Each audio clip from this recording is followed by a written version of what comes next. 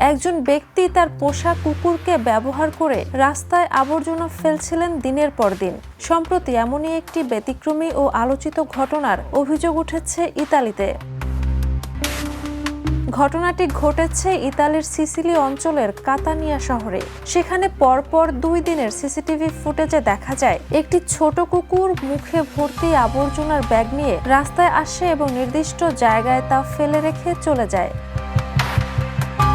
এই ভিডিওগুলি সামাজিক যোগাযোগ মাধ্যমে প্রকাশ করে মিউনিসিপ্যালিটি অফ কাতানিয়া। তারা জানায় কুকুরটির মালিক ইচ্ছাকৃতভাবে তার অচেতন 4 পাওয়ালা সঙ্গীর সুযোগ নিয়েছেন। কর্তৃপক্ষের মতে ফুটেজে স্পষ্ট যে কুকুরটিকে পরিকল্পিতভাবেই আবর্জনা ফেলার প্রশিক্ষণ দেওয়া হয়েছিল।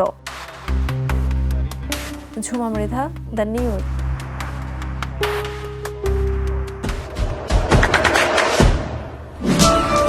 দেশে দেশে সবার সাথে দ্য নিউজ।